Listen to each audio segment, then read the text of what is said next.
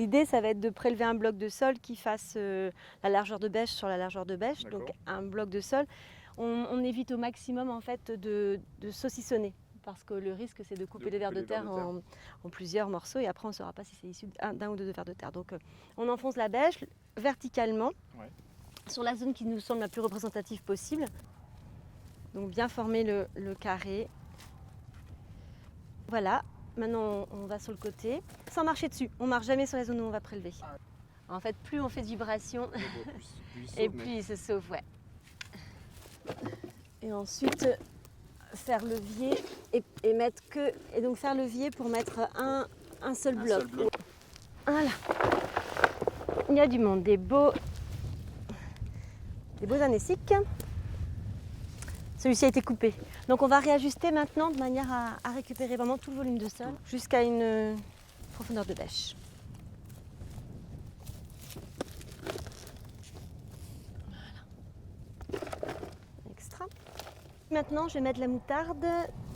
Donc on va commencer par, on va mettre la moitié, puis on va voir comment ça s'infiltre. Donc on check bien.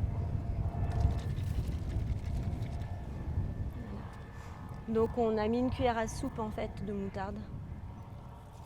Si ça s'infiltre bien dès le départ, on peut mettre toute la... Ouais, on peut mettre les demi-litres. Ouais.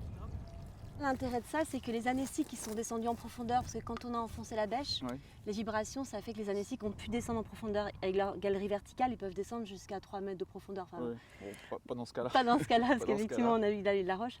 Et donc là, s'il y a des anéciques encore en profondeur, ben, la moutarde va arriver. Ça va leur piquer au nez. Voilà, exactement. Et puis du coup, ils vont pouvoir remonter. Donc maintenant, en fait, on va trier ce bloc de sol. Et l'intérêt, c'est vraiment d'utiliser un bac noir de manière à ce qu'on puisse vraiment toujours s'assurer qu'on voit bien ce qu'il y a au fond du bac, en fait. Au final, on va compter le nombre de vers de terre qu'on va obtenir dans ce bloc de sol. Et après, on va multiplier ça par un coefficient pour pouvoir amener ça en fait au mètre carré.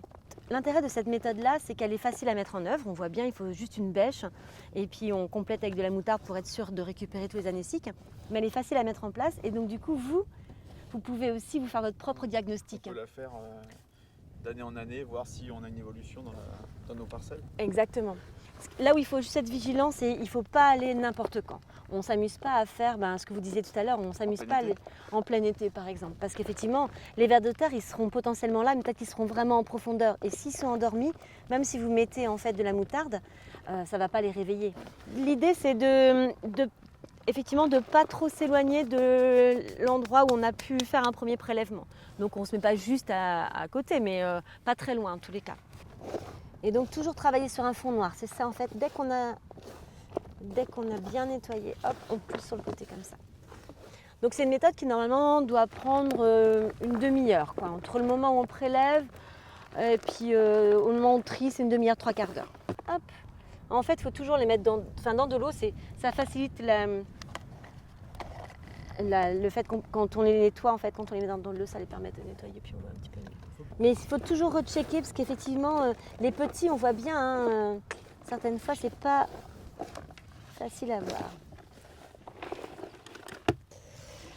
Donc maintenant, on va compter et puis on va pouvoir faire un premier diagnostic en fait de la qualité biologique. Le fait de préserver la couverture de sol, systématiquement, ça va améliorer les conditions d'habitat et puis de nourriture pour les vers de terre. Donc ça va être positif pour tout le monde. Donc on va compter maintenant ensemble. 1, 2, 3. Donc 3 anéciques strictes. 12. Et il va falloir multiplier maintenant par 25. Donc 12 fois 25. 300 individus. 300 individus, sachant que quand on regarde en fait à l'échelle française, le nombre d'individus qu'on peut avoir en système cultivé, en moyenne on est à 200 et quelques individus, la médiane est de 180. Donc là, vous êtes largement au-dessus